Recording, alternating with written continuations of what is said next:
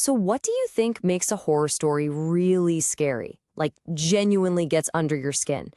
Is it the jump scare, the monster in the closet, or is it something quieter? A creepy thought that just sticks with you? Today, we're going to find out. We are deconstructing a fantastic short horror story to see how the machinery of fear actually works. Every truly great horror story has to start by making you feel safe. And this one nails it with its opening line. In Hindi, it's a simple, friendly observation that basically means, man, it's been so long since we just sat here at this tea shop. It feels normal. It feels familiar. It feels safe. And that feeling of safety? Well, that's the very thing the story is about to completely demolish. All right, first up, an ordinary evening. See, before you get the scare, the story has to carefully set up the calm. And this all comes down to a crucial element in storytelling: atmosphere. The story doesn't just say our two friends, Ravi and Amit, are at a tea shop. It makes us feel it. You can almost hear the clinking glasses, the friendly chatter. It builds this warm, comfortable, emotional bubble. And that's so important, because horror is always, always more effective when it bursts into a space we thought was completely safe. And then this happens.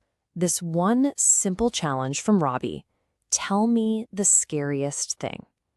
This is the pivot. This is the trigger. The whole vibe of the story shifts right here. The door to that cozy, ordinary evening closes, and a much darker door swings wide open. And that leads us directly into Amit's story, The Woman with No Eyes. Now, this is a masterclass in what you might call classic terror.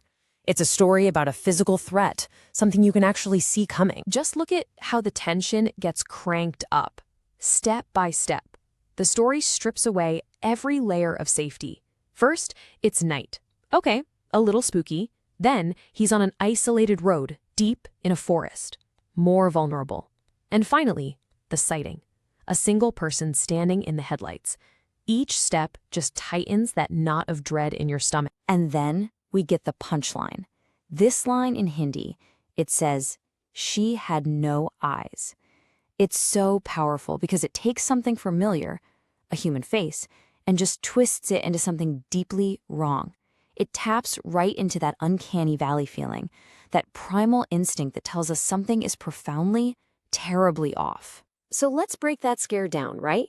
It uses a classic horror trope, the ghost on the side of the road. The fear trigger is that distorted face. But for me, the most crucial part is the aftermath. He speeds past her, looks in the rearview mirror, and she's gone. That's the part that confirms this wasn't just a weird person. This was something that breaks the laws of physics. And that is what leaves behind that cold, lingering, unexplainable dread. But hold on, that's just one flavor of fear. Now we switch to Robbie's story, The Figure in the Mirror. And this is a whole different beast. It's shorter, it's way more subtle, and it shifts the source of the fear from the outside world to the inside of your own head. I mean, look at this setup. It's so brilliantly simple. He looks in the mirror and sees a figure standing behind him. He spins around, and the room is empty. That contradiction is the entire engine of the horror. It forces you into an impossible situation. Which reality do you trust? What do you do when your own senses are fighting each other? And just when you think you've wrapped your head around that, he delivers the final, soul-crushing blow. The one in the mirror wasn't me. Wow. See, this isn't about a ghost behind you anymore. This is about you. The horror is that your own reflection, the very thing that confirms your identity, has been hijacked. The threat is no longer separate from you. It's wearing your face. And that, right there, is the absolute core of psychological horror. The fear isn't a monster you can run from. It's a realization. It's a terrifying idea that becomes a splinter in your mind, and you can't get it out. It's a much more personal kind of terror, and you could argue a much more permanent one. So let's pull all this together. How does all of this work? By comparing these two distinct flavors of fear, we can learn a lot about how horror really, truly haunts us. This table really lays it out perfectly.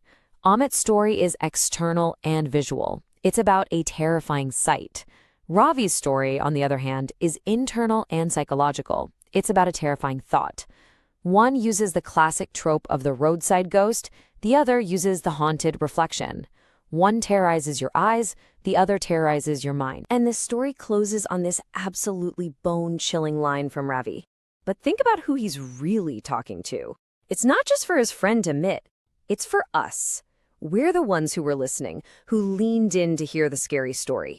The story shatters the fourth wall, making us a part of it. It's reminding us that we willingly open that door to fear, right alongside them. And that leaves us with the ultimate question that every great horror story asks. What's truly scarier? Is it the woman with no eyes? A clear threat you can see and maybe escape from? Or is it the wrong face in the mirror? A terrifying idea that follows you everywhere because it's living inside your own head. There's no easy answer. And maybe, just maybe, that uncertainty is the most terrifying thing of all.